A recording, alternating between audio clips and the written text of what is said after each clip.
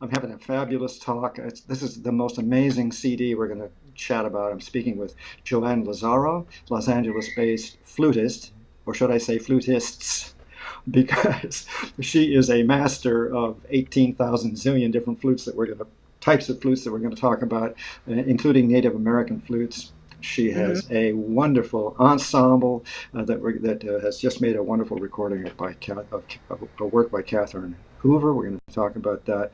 The CD came out this year. It was recorded in 2015. It's called Canyon Shadows.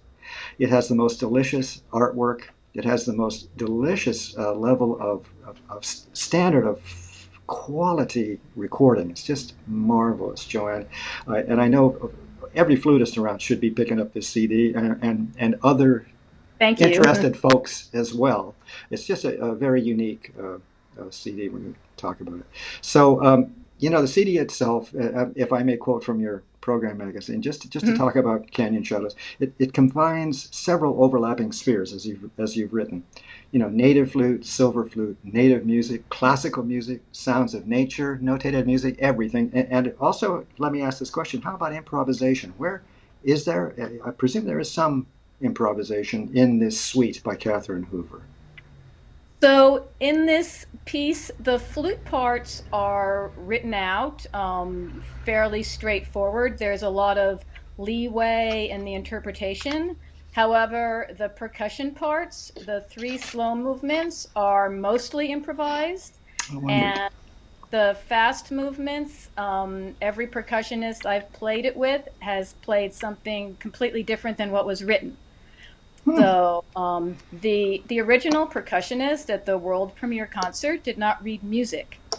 So interesting. he improvised all the way through all five movements. And it's my understanding that Catherine wrote down some of the things that she observed him do, and that wound up going into the score. Interesting. Well, I was so curious because, of course, it has just a wonderful floating. I think we've talked a little earlier, kind of a magic realist feel to it. The imagery is incredible. We're going to talk about all of that. Help. The piece was commissioned by the Grand Canyon Music Festival. Right. Fabulous, Hmm. fabulous festival. Premiered in 1999. You referred to the first performance. And it's taken a long while to get to a recording of this, and this is the world premiere recording of, Yes, yes. Help, Canyon Shadows. I'm seeing Grand Canyon all over the place, so I keep getting It's confused. about the Grand Canyon, yes, in Yeah, fact. duh. And it's a tremendously narrative piece in five movements. And then you add a little something at the end, three more tracks that are Yes. fabulous, and we're going to chat about them. Why don't you tell me a little bit about and by the way, Coco Pelli is your Website. website, Hmm. Yeah. and we've chatted. Coco Pelli is the fertility deity, and I think that speaks to And you in a plays sense. the flute, right. Every That's culture right. has a Pied Piper, a flute There you player go. who makes people do things. So yeah. So tell me about your ensemble Dreamcatcher. First, please describe for everyone who isn't aware what exactly is a Dreamcatcher. So a dream catcher is it's a circular webbed shape artwork with the three feathers hanging down, and it comes from Native American culture. And the legend behind the dream catcher is that you hang this over your bed, and that at night all dreams pass through the dream catcher, and the good dreams are smart and they filter down to the dreamer through the feathers. The bad dreams are trapped in the dream catcher, especially they're trapped by the little stone and they can't escape. And when the sun comes up, the bad dreams are burned away. So that Ooh. is the story behind what a dream catcher means. Originally, it was literally a catcher of dreams and a promoter of good dreams. And I think a lot of people have seen Dreamcatchers, but not maybe Yes. recognized them. They're Hmm. quite. I've seen them. I didn't quite understand what they were until a bit ago. So, how about your colleagues? We have Terry Wolf, C flute and alto flute on the CD. Dean Hinckley playing mostly exotic native and otherwise percussion. Tell me how did you guys got together in 2012 as Dreamcatcher, right? Right. We knew each other from other performing groups that we played in. I play in a group called Pipe Dreams, which is a whole lot of flute players, and an assortment of percussionists and other people. And Terry was one of the other flute players. I've known her for many years. And Dean is his specialty is timpani and mallet percussion, but he gets around on all sorts of fabulous auxiliary percussion as well. And we started working together, especially playing Native American flute and percussion improvisations, because one of the traditions with the Native American flute is most of the time the music is not written down. And what's unusual about Canyon Shadows is that Katherine Hoover tried to write a part for a Native American flute player to play, and there's a big story behind that as well. So Terry and I did a lot of improvisation. It always helps to have a percussionist with you, and Dean is really fabulous at following a groove and following cues and being creative with world percussion. Terry's background in jazz really enabled her to do some pitch matching and vibrato effects, so that she would match the Native American flute. Catherine and I had long discussions about the pitch and the scale of Native American flute is completely different than G concert. minor or something. What's the tonality Um, of the? it's so it's G minor, but it's not really concert tuned. It's closer to just intonation, which makes getting around some of the sharps and flats and naturals a little weird. Um, so so because Terry had an equal background playing Native American flute, and from her jazz background was really good at things like pitch bending and holding back on vibrato and things like that. She was a good match to play the classical flute part, because the classical flute part is really being played in a world flute style. She's having to do some pitch bending to follow me along in the keys. She's adjusting her vibrato or taking vibrato out to match how you would play the Native American flute part. Um, and then Dean, because he was so used to playing with us and improvising, he was really good at picking up sort of the pictorial storytelling aspects of Canyon Shadows. And so some of his interpretations, for example, the thunder, Catherine had just written these, non-pitched crescendo, decrescendo markings, with different crescendos and decrescendos for each hand. And I asked her what she meant by that, and she says, I think he was playing two different drums, but I don't remember. So Dean looked at that and he thought, oh, and he played these sounds and they were very dramatic, and they worked really well. And I didn't realize until I went to do the remixing with the nature sounds that he was playing thunder. Exactly, he was playing thunder. So it just we had such a good rapport working together, and we knew how to capture the style of Native American and Native American-ish and world music, and just get into that non-classical groove. So that's what Dreamcatcher was really good at. And I go on ad nauseum, but Gunther Schuller is rising from the dead with joy. His whole idea of this third way, I can never quite remember what that second word Mhm. is, but this third way, I'm seeing it all the time now in the course of my interviewing and reviewing all these fabulous CDs, including yours, that come my way. So many classically trained musicians are now really becoming Mozarts again. You know what I mean? And free improvisation. They're incredibly skilled at it. It wasn't in my curriculum when I was in Mhm. college. So the world has changed greatly. And by the way, your college, you're all three Los Angeles based, and it sounds it. You know what I'm saying? Not only the Yeah. quality of the music making, but this capacity to bend and move and curve and jive and do all that. As you mentioned with Dean, I'm imagining he can play a symphony gig and then do a studio job and then do other stuff, film music, and so Right. it's Yeah. just a wonderful world in Los Angeles. We're talking flutes and more flutes. it's time. Give me a rundown of the various incredible instruments that people are going to experience on this CD. So I'm playing a Native American flute in G minor. On the echo movement, I'm playing a Native American flute in D minor. And I also play an eagle bone whistle. It's kind of a replica, but it's pitched to make more musical notes. So I'm playing those three flutes. Terry's playing concert flute in C and alto flute on the movement that I'm playing with the D minor Native American flute. And Dean is playing just an amazing assortment of, you know, doumbek and tambourines and shakers and rattles and brushes and these rattly little seed pod things that I'm told are caterpillar cocoons strung into a little cluster.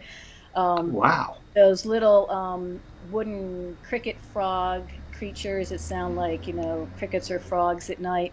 So, he got out the whole gamut of world instruments. There's a wind chime on there. We had a discussion. We had an interesting discussion with Catherine. In one movement, she had written the words sleigh bells. And so, we did a rehearsal recording of it over at Dean's house, and he dutifully gets out, a set of sleigh bells like you would use in an orchestra. And when the part came for sleigh bells, he was jingling along on the shape sleigh bells. And I played this back with Catherine, and we got to the sleigh bells. She goes, "Oh my God, what are those?" I said, "They're sleigh bells." She says, "Oh no, those sound like doorbells. No, no, no, no, no." She said, it's something else, something softer and more organic and more delicate. So Dean went back to the drawing board and did Chime Tree. And, that works really well. Um, uh, but I think, every world percussionist has their own idea of what sort of sound effects they like and what might suit the mood, not just the mood of the pieces but the mood of the performers, the mood of the audience, their own experiences with things that happen outdoors and things that go bump in the night. They bring their own experiences out in nature to that. And you have described for me in my imagination, I can just see him going to a big closet in his house somewhere, Yeah, throwing and throwing stuff out yeah. until he finds exactly what he wanted. And by the way, dutiful professional. It said sleigh Hmm. bells. He pulled out his sleigh Right. bells. Yeah, Come on. sleigh bells. Oh yeah. Oh Let's talk yeah. about the cover art, which is so gorgeous, but also has an incredible, amazing story. And then we'll talk about the narrative of these five movements. How can you remind us all about that beautiful cover art? So the painting is by a Flagstaff artist named Erica Ferreo. She is a Grand Canyon river guide Hmm. and a painter. And I was in Flagstaff shortly after I had finished the studio recording, and I was walking around in a gallery and I saw some of her work on the walls. And they also had a bin full of, little prints of the paintings as well. And I went through the bin and I saw the painting of Mergence, and I looked at that and I said, without even like reading the back or reading anything about her, I said, that's the album cover for Canyon Shadows. It wasn't until I read the back, um, and read all the information, I didn't realize that was about the Grand Canyon, that it's a spot in the Grand Canyon where two rivers come together. And according to the Hopi tribe, that is the source of their civilization. Um, so, she had painted this very special spot in the Grand Canyon. And, when Catherine had visited the Grand Canyon, she had sort of a very similar experience, visiting with the Hopi and learning about their culture and their music. And it just seemed that bringing together a painter who was a Grand Canyon river guide with this piece that was written about the Grand Canyon would be perfect. So, I bought a print, I had it shipped home, and, I basically just had it hanging in my house. And when it came time to finish the album, I thought, I should find out if I can use this as an album cover. So I contacted Erica and, said I'd love the painting. I'd love to use it for the album, sent her the music so she would sort of understand what it was being used for. And, I licensed it from her. She was deliriously happy, both at being asked and for being paired, with this particular piece of music. So, I just found that her vision and her writings and her understanding of the Hopi really um, corresponded and was compatible with Katherine Hoover's experience when she was out at the Grand Canyon as well. So the two things just came together beautifully. And talk about how that, I mean, how that happens, the magic Mm-hmm. Mm-hmm. of, things happen when they're supposed to happen. You came upon Right. that artwork, not really, not intentionally, but just came upon No, it, I and then, just I just walked into that art gallery and there it was. well, this suite is so is just well. I guess I'm trying to give. Then you'll tell us about these movements, but it's a beautifully. It's just a gorgeous, gorgeous CD. It's the kind of CD people should be putting on to kind of relax and kind of get away from the world and its conundrums and trials and whatnot. And it isn't five movements. Let's start. Let me read the five movements, and then Sure. you can kind of give us a little rundown on. First movement, searching, and as I mentioned earlier, this is a wonderful narrative. Searching, moving in, Mm-hmm. echo. Loved that movement. Celebration, and the simply stunning dusk. Go. So the whole story behind the five movements is Catherine was describing an origin story. She imagined what it would have been like for the original tribe of people to be wandering through the desert, looking for a new home. And, when you're out in the desert of the American Southwest, you can see an awful lot of dry rocks and dry dirt. And it doesn't look like there's anything hospitable until you follow a canyon up into its source. And then you realize that's where the water is. That's where the trees are, and the birds and the plants and the fish. Everything is hiding way down in these enormous canyons. So the first movement describes the search. It's a lot of sort of musical wandering around. There's a lot of melodies that sound like sort of flying birds, like a bird's eye view. Like if you were to send your um, your senses out and let the birds tell you where the home is, where the water source is. So I think there's a lot of bird elements in that movement. And it ends with this, sort of rising melodic motive, which is literally how you can be in a very dry canyon and turn around a corner and come up, and suddenly this paradise, this oasis opens up before you, and you realize you've arrived. So, searching definitely ends with that sense of, voila, we found it, we've discovered it.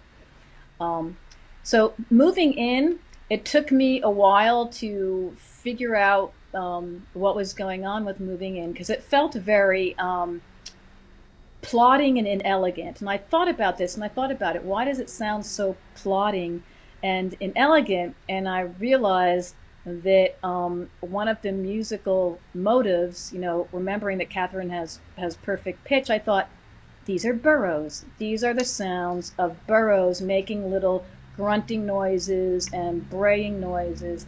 This is the tempo of trudging. These are heavily laden burros and heavily laden people trudging down into the canyon, carrying all their Fascinating. belongings, with all of the pushing and pulling of the burros and the slipping and sliding on the rocks. And she captured all of that struggle and difficulty in the music.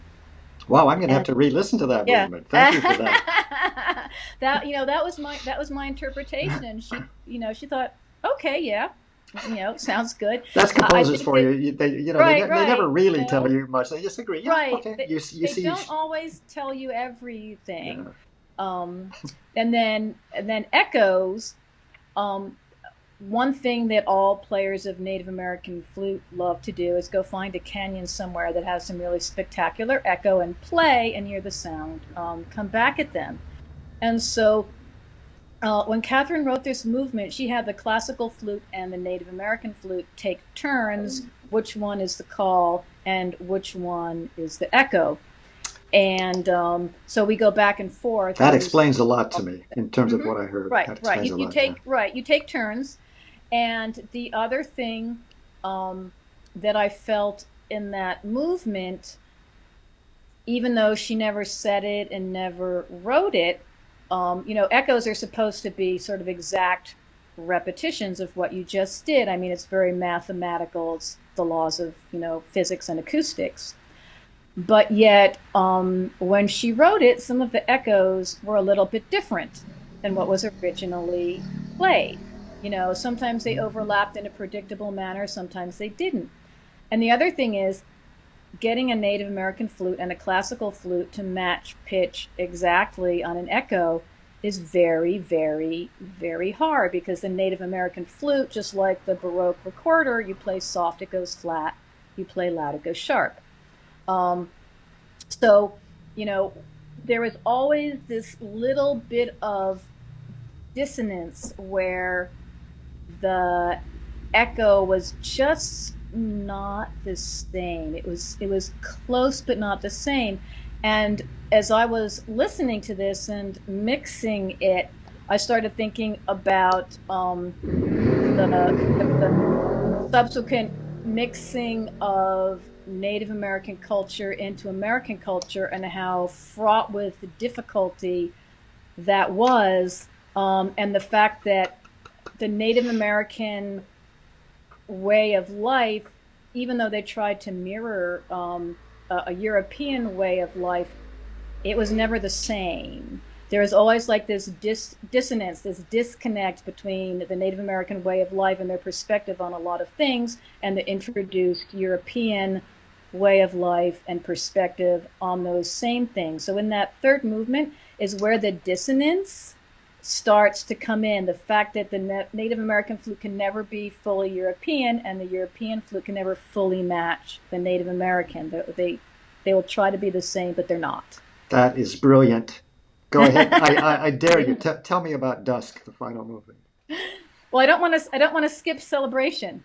Um, Oh, I guess I did. this Yeah, is sorry, I forgot to put it in. Yeah, so celebration. celebration is, the thing that happens in the evening. They've finally moved in. They celebrate. Some people have said that the the tonality and the characterization of Native American music and Native American dancing. Some people think it sounds um, a little bit bright or stereotypical, but that's looking at it, 20 years down the road. I mean, back in 1999, that was new, and a lot of Native American music, hadn't really been brought out Hmm. into the greater musical world. That was early in Carlos Nakai's recording career as well. So, she was one of the first people to try to write that down. So now we think, oh, well, it's commonplace or it's been done, but she was back there being among the first. So it does sound sort of very stereotypical Native American, those tonalities, the dancing, the beating of the drum, and yet you know, she wrote what she heard, and made a very ornate and technically challenging piece. Especially that movement is the most technically challenging for Native American flute and for Native American Oh, flute players. For classical musicians, you look at a bunch of 16th notes and you get out a metronome and a tuner and you just, you work it out. That's breakfast, work it out with a metronome. For Native American flute players, that's a whole lot of somebody else's notes to play. um, and you have to play them right because there's two other people playing along, with you, and you're trying to all end at the same time.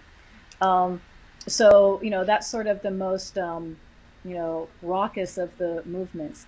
And then dusk was meant to be the sounds of the desert at night, and everything is human is starting to quiet down, and everything animal and spirit is starting to come alive in the evening.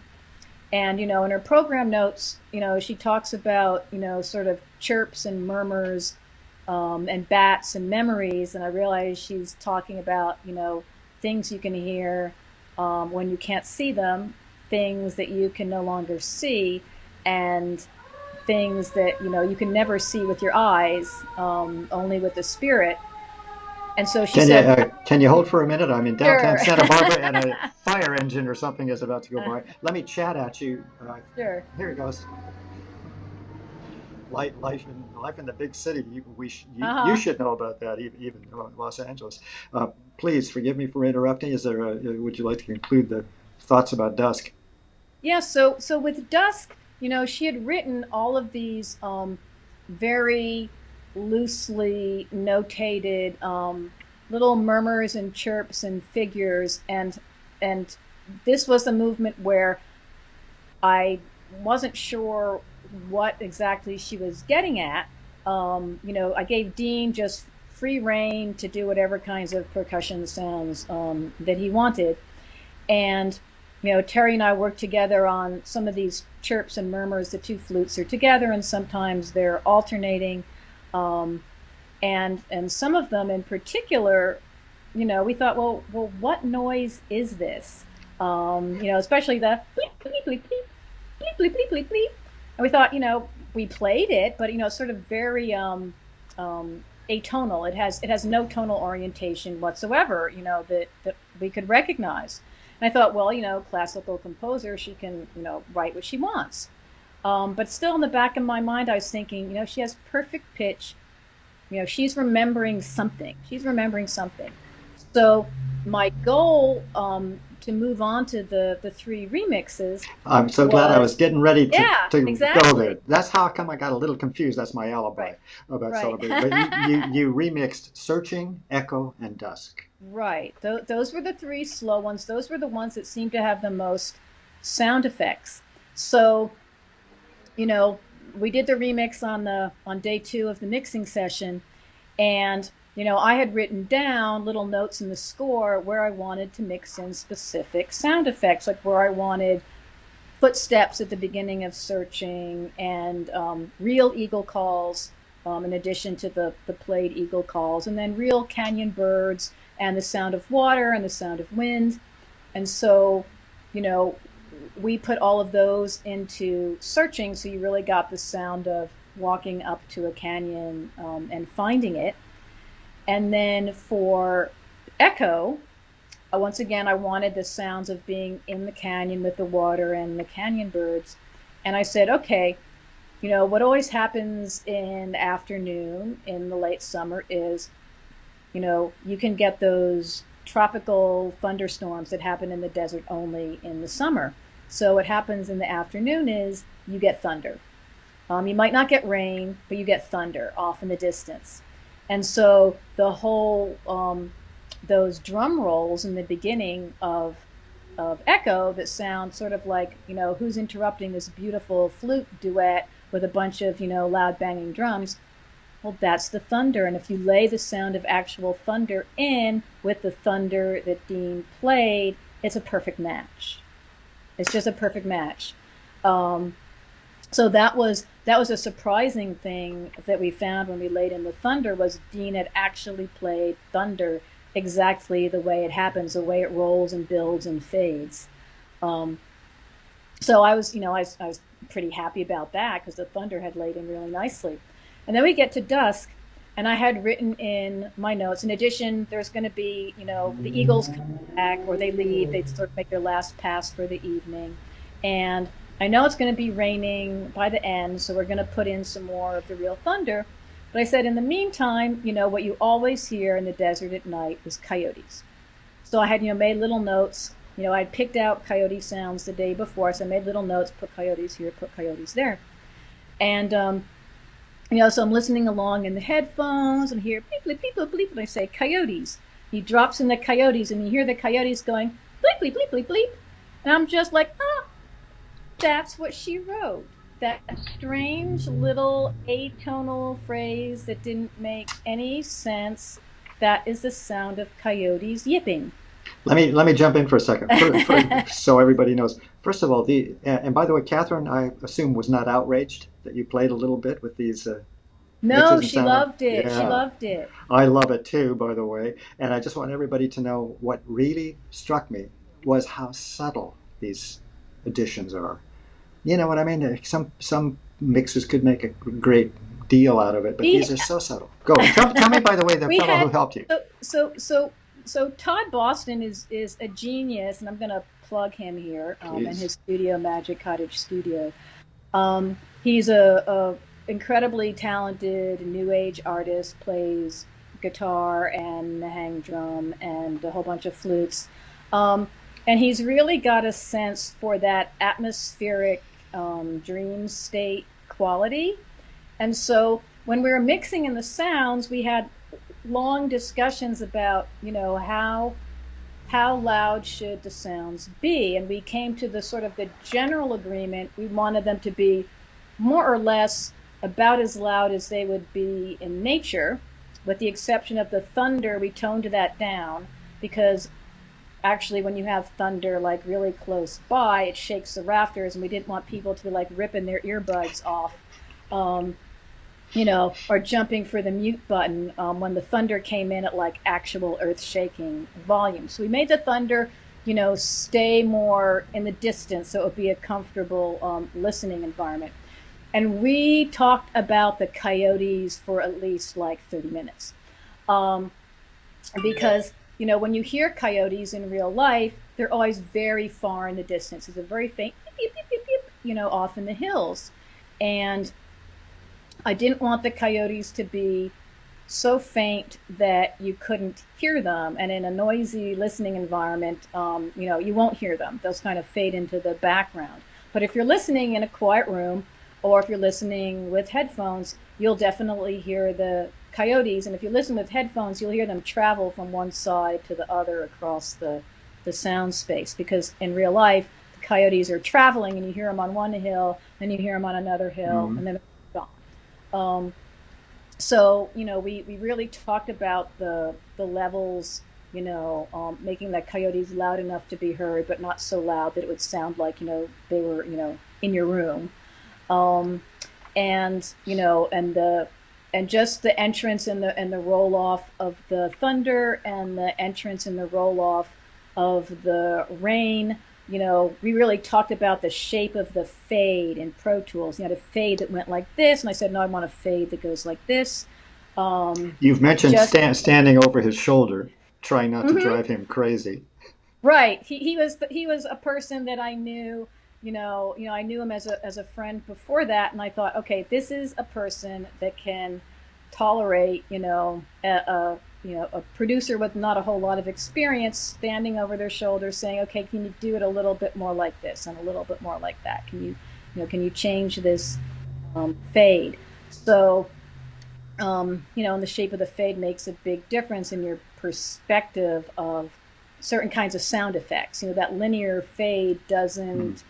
doesn't work when you're trying to sort of recreate a specific reality. So, someone who can put up with, 2 days of that. Todd was really great about that. And I think, the results speak for themselves because, we got the balance between the two flutes and the percussion really well. We got those sound effects set in there so that they really, bring out sort of that dream quality, that magical reality. Um, you know, I was even toying for a little bit by having only 5 tracks on the album and having the sound effects remix versions as 1, 3, and 5, and then the straight concert versions as 2 and 4. And then I thought, no, the straight concert version, the way you would hear it if you played it on stage, that should stand on its own, and then Absolutely. have the three remixes, as bonus tracks, um, so that you could Very good. compare, and yet I think that the three remixes are actually my favorite, on the album, because that's where you realize the genius of some of the stuff she wrote, and how she really captured a very visual and sonic environment, with what she wrote. And I think with a little help with laying in those actual sound effects, it completely takes you there. Yeah. If you weren't transported the first time around, the second time around, you say, oh, now I get it.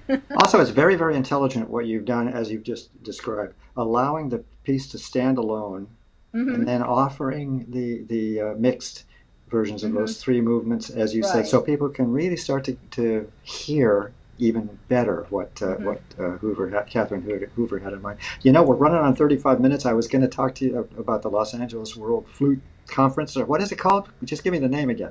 Los Angeles World Flute Circle. Circle. There you So, go. Yeah. How yes. about very briefly, and then we'll wind it down, or I'll Okay. be in trouble with So, impatient people.